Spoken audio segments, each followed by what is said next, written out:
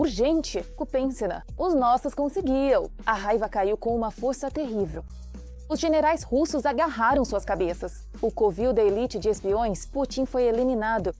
Não há comunicação, a frente inimiga está desmoronando e os ocupantes sobreviventes estão abandonando suas posições em pânico. Nesse momento, as forças especiais da OTAN estão entrando na Ucrânia. Paris e Londres deram a Putin uma sentença de morte.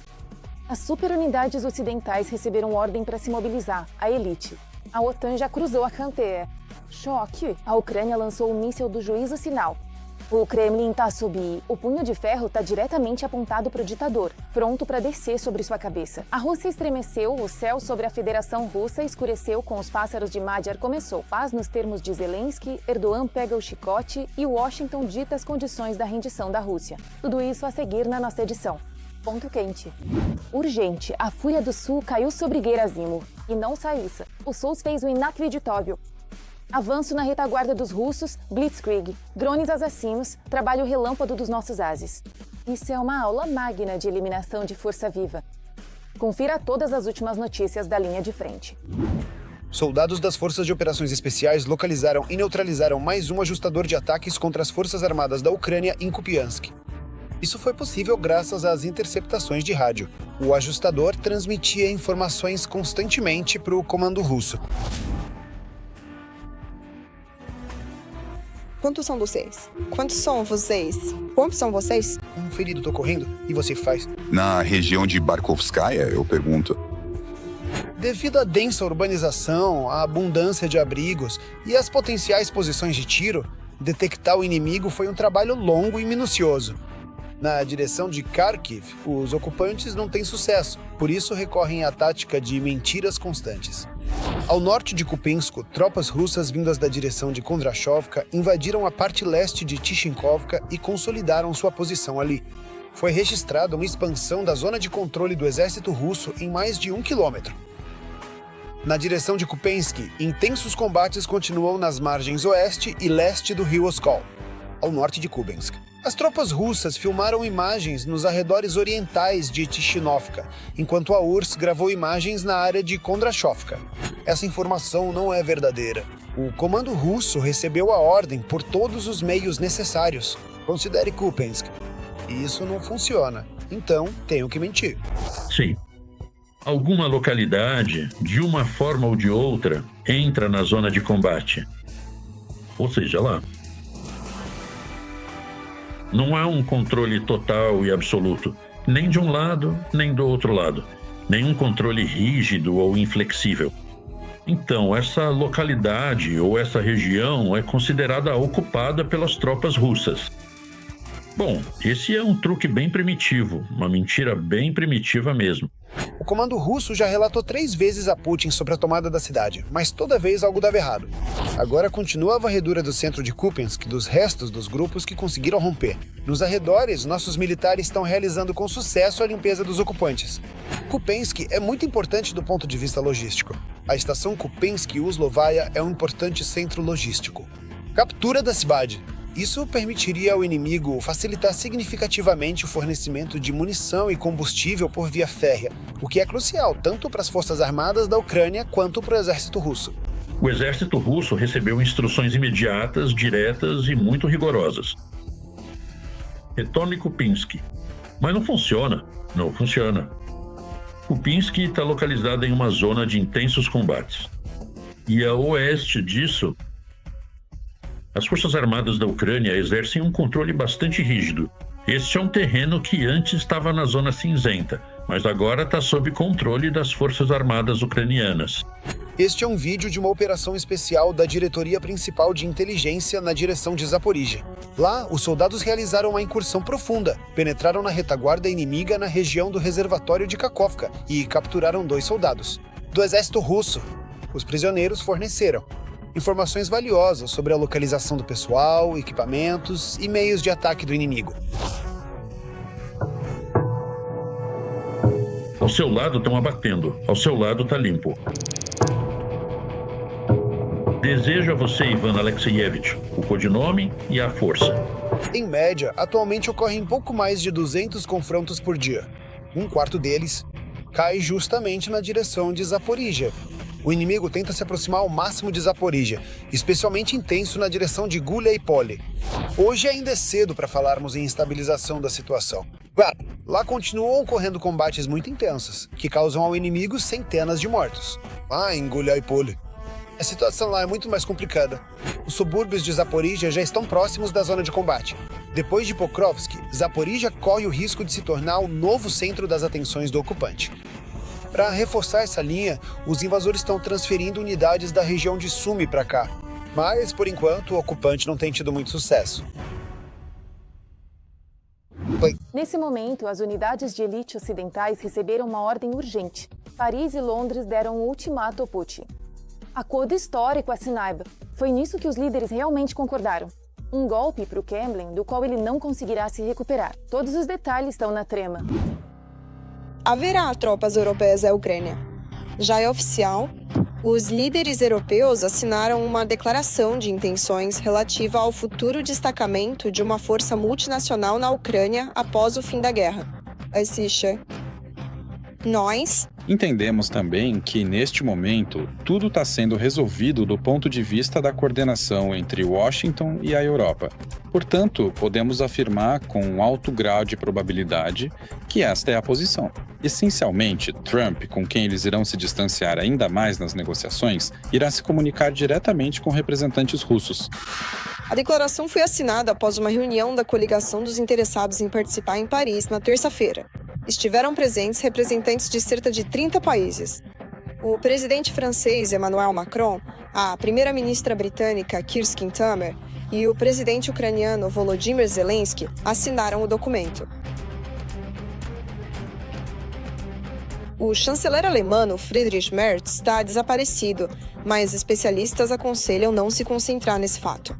A Alemanha está do lado do Quênia e em breve vai se juntar.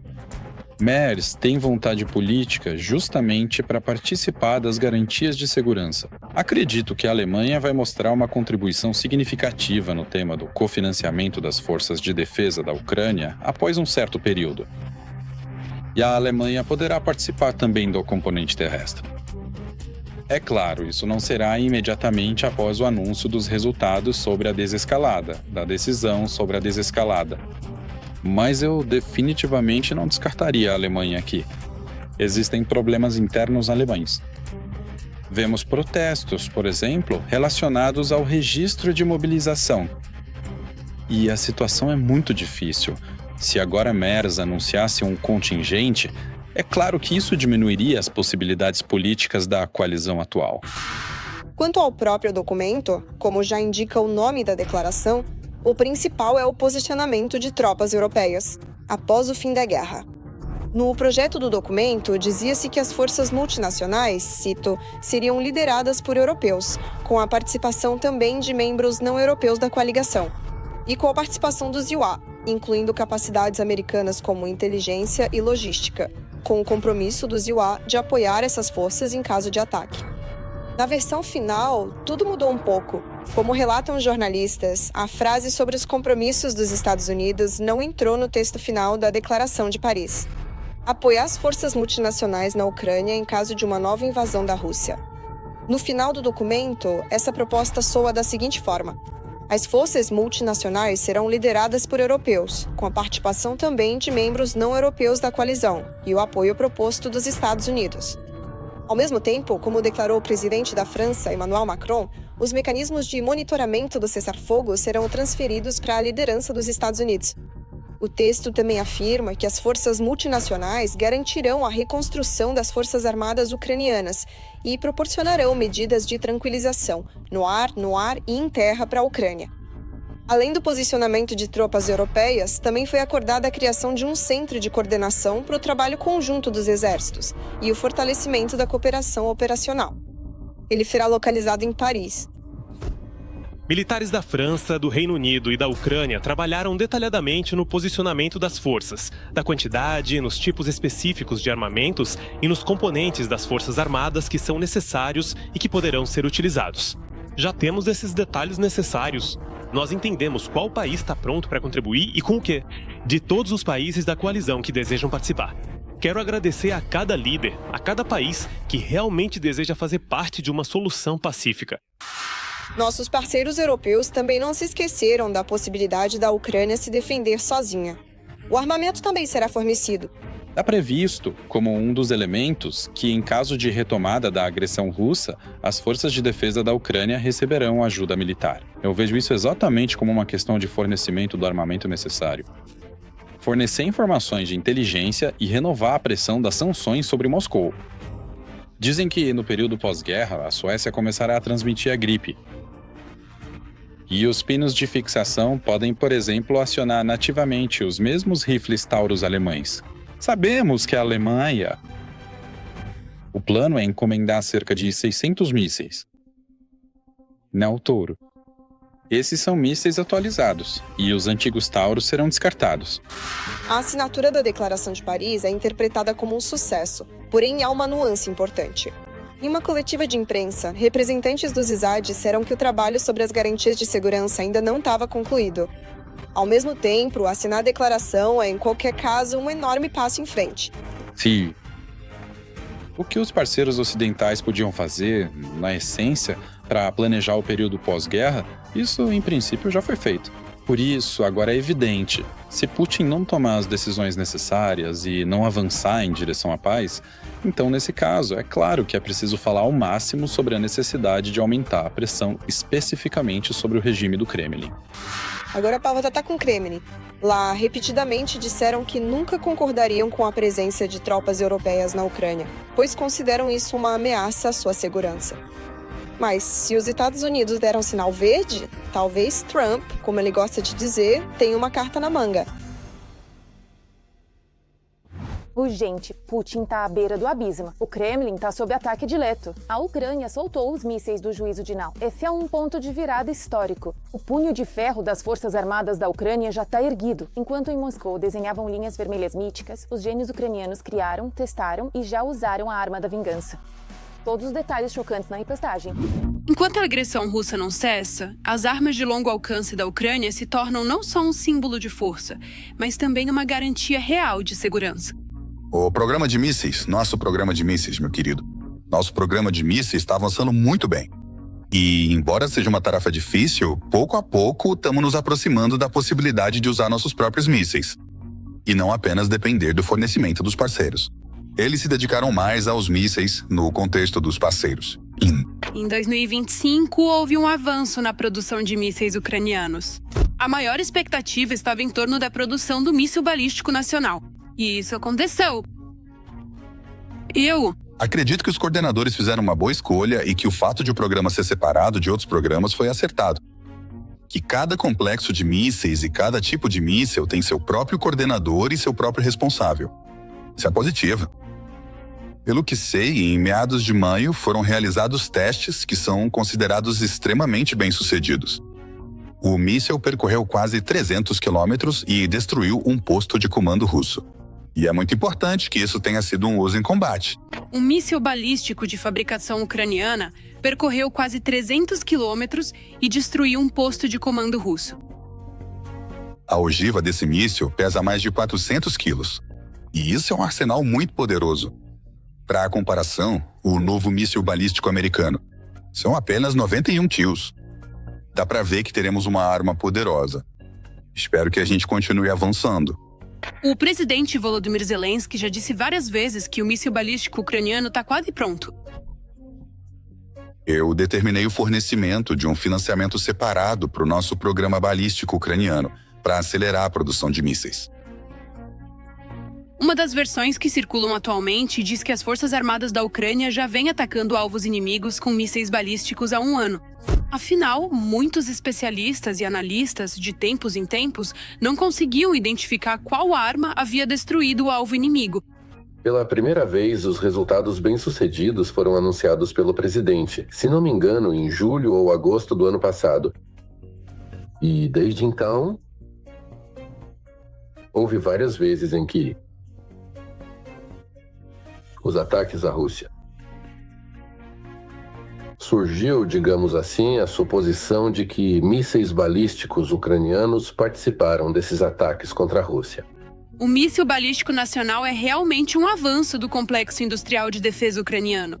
A Ucrânia já vinha desenvolvendo projetos desse tipo antes mesmo do início da guerra. E alguns desses projetos já estavam quase prontos, ou seja, no estágio de protótipos, prontos para serem adotados pelas Forças Armadas. Na Ucrânia, é preciso desenvolver seu próprio programa de mísseis.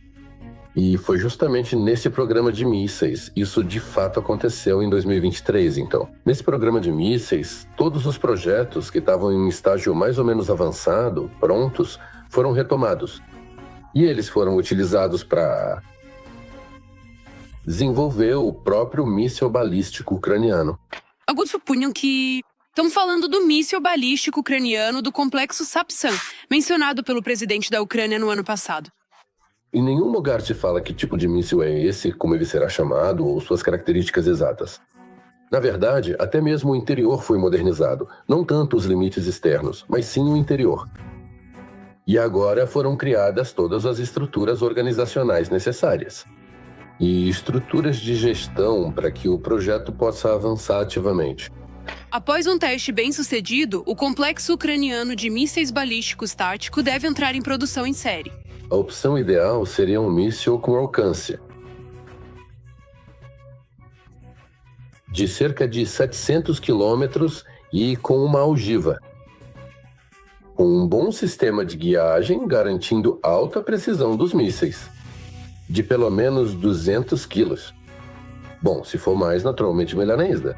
Isso nos permitiria realizar ataques sérios contra todo o complexo militar e industrial do inimigo.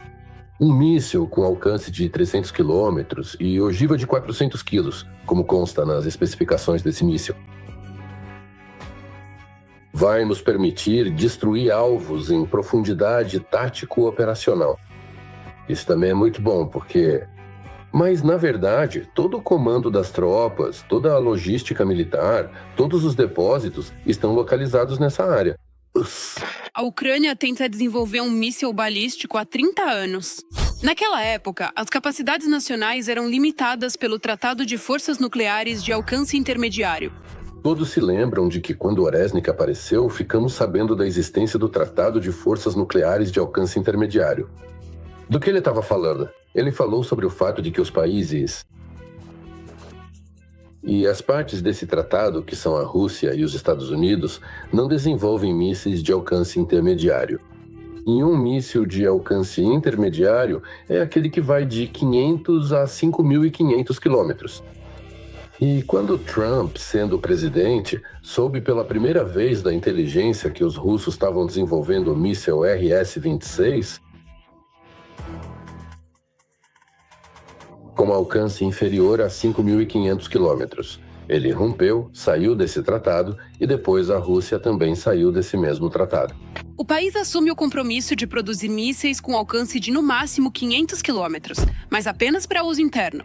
Se eles produzem para exportação, então o alcance não pode ser superior a 300 quilômetros.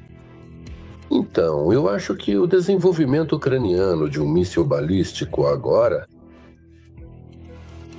dentro do âmbito das restrições à exportação, mas tenho quase certeza de que sua autonomia será aumentada para 500 quilômetros. A indústria de defesa ucraniana está progredindo no desenvolvimento de armamentos. Acredito que chegará a 500 quilômetros. Pode diminuir um pouco, ogiva, mas acho que muito provavelmente mesmo sem reduzir a ogiva. O programa de mísseis da Ucrânia é um fator estratégico para a segurança do país. É um avanço e uma carta na manga para um país que se descende de Putin e de sua máquina de guerra. O desenvolvimento e a produção de mísseis ucranianos permitirão resolver de forma independente a destruição das capacidades militares da Rússia em sua guerra de agressão contra a Ucrânia. Rússia no inferno, apagão de 2026, Moscou no laço mortal, refinarias evaporando, regiões, preme com as explosões. O Invar tornou-se uma sentença de morte para a pseudo-imperial. O céu sobre os presentes escureceu pela vingança. Os Meidari, forças dos sistemas de drones, realizaram uma execução total. Veja todos os detalhes. A Rússia acorda cada vez mais sem luz, calor ou uma sensação de estabilidade.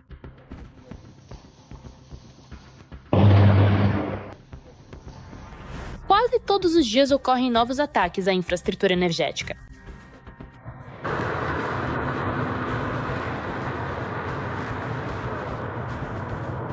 refinaria de petróleo, usina termoelétrica. Estamos no hotel. Estamos seriamente preocupados. E novamente a refinaria de petróleo. A eletricidade é interrompida em bairros inteiros, e com ela o aquecimento.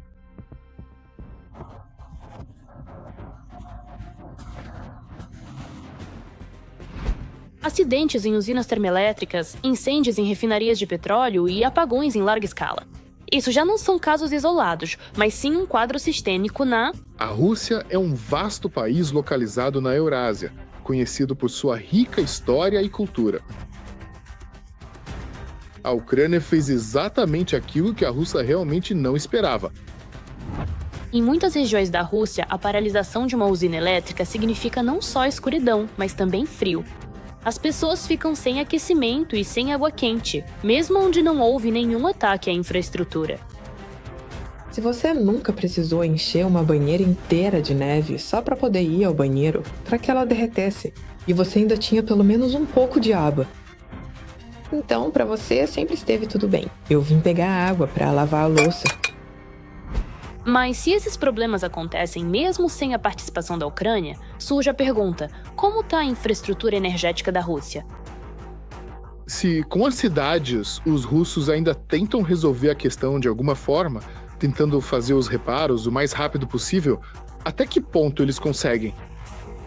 No que diz respeito à infraestrutura energética, já nas vilas, é claro, as vilas não são importantes eleitoralmente, não mora muita gente lá. E o Putin simplesmente, desculpe o termo, deixa pra lá. E o mais surpreendente é que, mesmo na Rússia, eles entendem que a situação deles não é das melhores. Se pegarmos, na verdade, as informações oficiais sobre o quanto o nosso sistema de utilidades públicas está desgastado atualmente, isso já causa uma certa preocupação.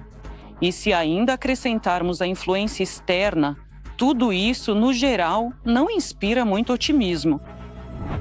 Um ponto vulnerável à parte são as refinarias de petróleo.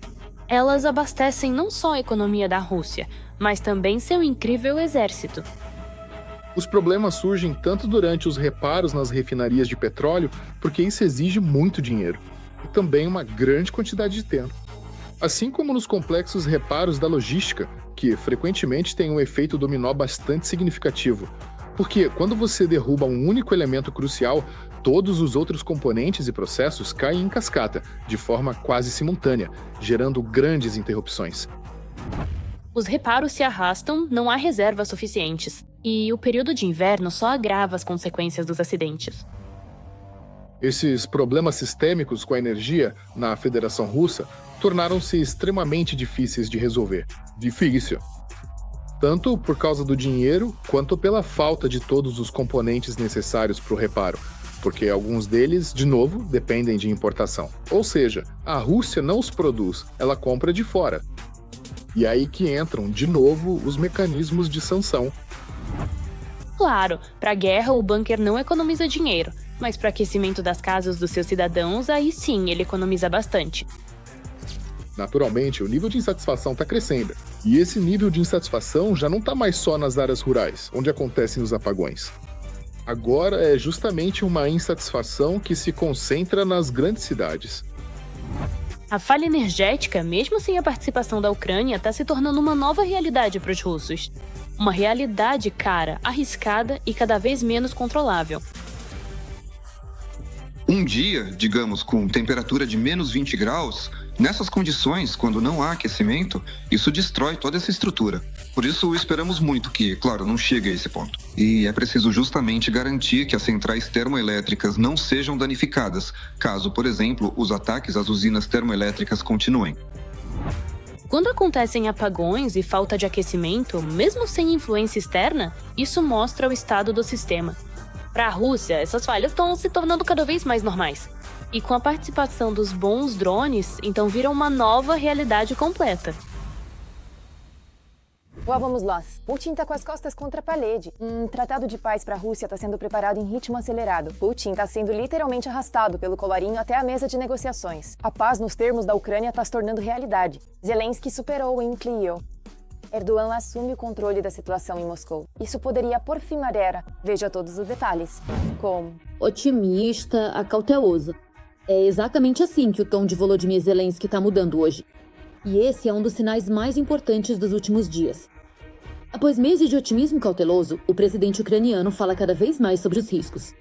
E sobre o fato de que a Rússia ainda pode não aceitar nenhum compromisso real. The New York Times escreve que após dezenas de rodadas de negociações, a Ucrânia esteve várias vezes perto de uma fórmula de paz.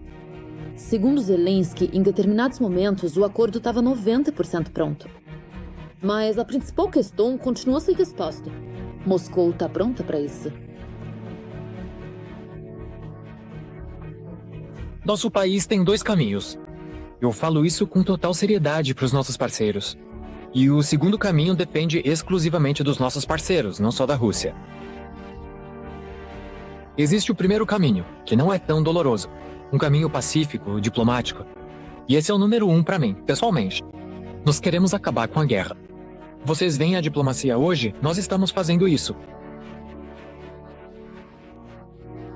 Eu entendo que estamos muito perto de um resultado, mas em algum momento, se a Rússia bloquear tudo isso, e como eu disse, também depende dos parceiros, e se nossos parceiros não obrigarem a Rússia a parar a guerra, haverá outro caminho, o de se defender.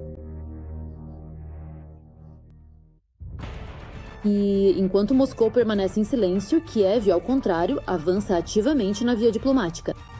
As negociações para conceder garantias de segurança à Ucrânia estão chegando à reta final, mas não podem servir de base para o fim da guerra. O chefe do gabinete do presidente, Kirill Budanov, confirma os resultados concretos das negociações. Já há resultados em Paris. Continuamos importantes negociações em Paris para alcançar uma paz duradoura e garantias de segurança confiáveis para o nosso país. Nem todas as informações podem ser tornadas públicas, mas já existem resultados concretos e o trabalho continua. Os interesses nacionais ucranianos serão protegidos. O elemento-chave do novo acordo arquitetônico de segurança é a chamada Coalizão dos Dispostos. Sobre sua formação, declarou o representante do Zewa na OTAN, Matthew W. Tucker. Precisamos aguardar a aprovação final de vários acordos. Um deles é a Coalizão dos Dispostos. Ela inclui cerca de 50 países aliados, muitos dos quais são membros da OTAN, e eles concordam com determinados parâmetros de segurança para a Ucrânia. E os Estados Unidos também, tanto como parte dessa Coalizão dos Dispostos, quanto separadamente. Nós realmente avançamos muito. Isso é um acontecimento notável e podemos estar à beira de um acordo de paz. Enquanto continuamos a orar pela paz, também fazemos todo o possível para que essa paz seja mantida. A paz na Ucrânia está ainda mais próxima. É exatamente assim que os resultados das negociações de Paris são avaliados na Turquia. O documento político aprovado neste encontro, a Declaração Conjunta, registra as garantias de segurança para a Ucrânia. Garantias concretas, especificando o que exatamente os países da coalizão podem fazer para apoiar a Ucrânia no período pós-guerra, a fim de minimizar os riscos de uma nova guerra. Eles já estão trabalhando nisso. A gente está negociando garantias de segurança com os UE, e aqui a gente está falando de garantias de segurança com uma coalizão de países interessados. Claro que essas garantias já existem, mas quando chegar o momento de encerrar a guerra, de assinar um acordo de paz, elas precisarão ser formalizadas em tratados apropriados. E dificilmente pode haver um tratado com a coalizão de interessados, porque, mais uma vez, quero enfatizar, trata-se de uma estrutura informal. Os tratados precisarão ser, provavelmente eles terão que ser assinados com os Estados Unidos, com o Reino Unido, com a França, com a Alemanha, talvez com alguns outros países, onde tudo isso será formalizado juridicamente, inclusive precisando ser ratificado nos parlamentos. São essas as questões que, por enquanto, estão sendo discutidas apenas em forma de declaração política. Segundo o canal turco TRT Haber, o processo de negociação chegou a um ponto crítico. Apesar de a guerra em grande escala já durar 4 anos, as partes estão cada vez mais avançando para uma conversa concreta sobre como pode e deve ser uma paz duradoura. O ministro das Relações Exteriores da Turquia, Hakan Fidan, destaca que já não se trata apenas de um cessar-fogo. Na mesa estão questões mais amplas de segurança, dissuasão e mecanismos de resposta em caso de violação dos acordos.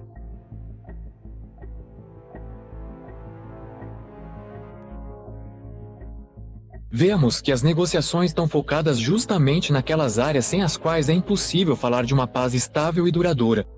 Após a assinatura do acordo de paz, a Ucrânia terá a oportunidade de se concentrar na renovação econômica e na resolução de problemas internos.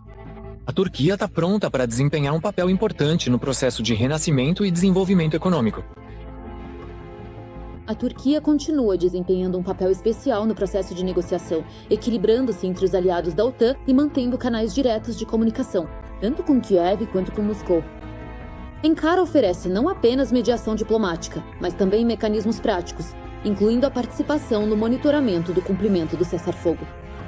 Ao mesmo tempo, um possível acordo de paz, destacam em Ankara, não vai se limitar exclusivamente à questão ucraniana.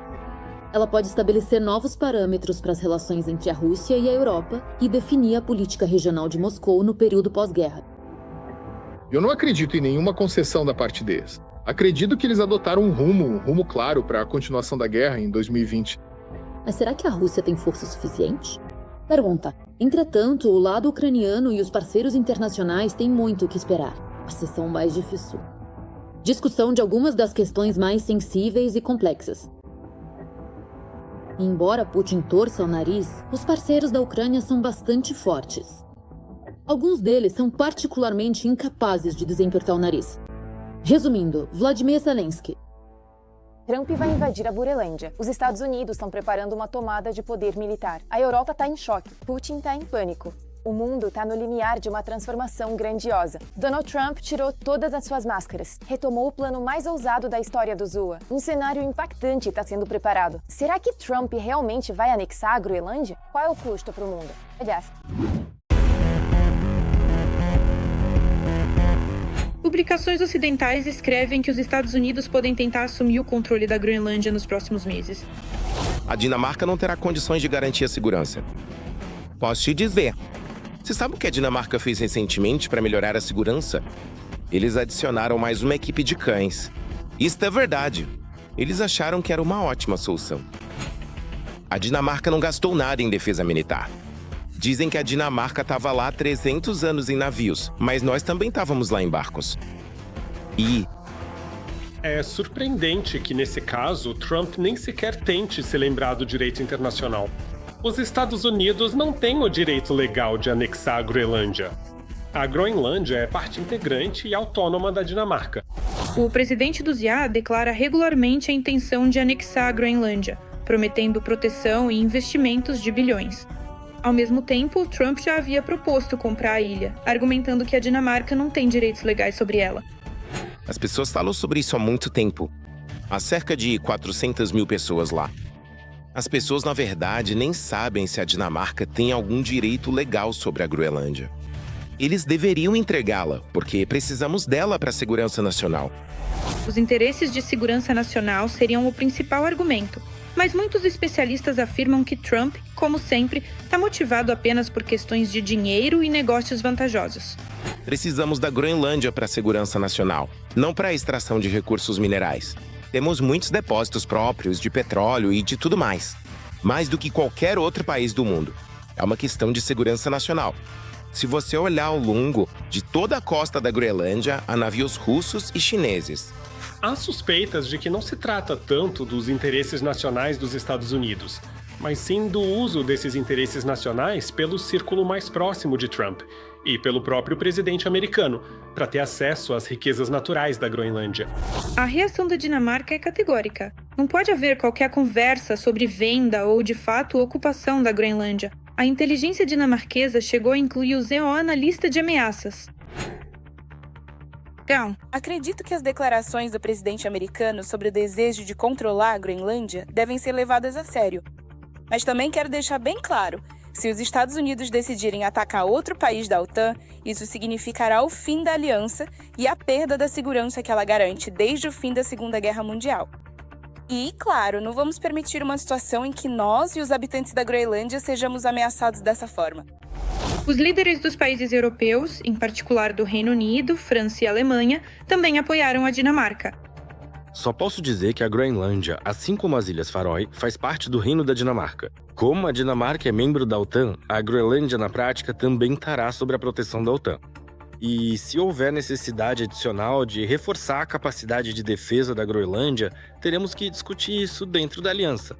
E quanto aos próprios habitantes da Groenlândia, segundo as autoridades, eles são um povo livre e independente e não pretendem ser parte dos jogos políticos dos Estados Unidos ou um apêndice de recursos deles.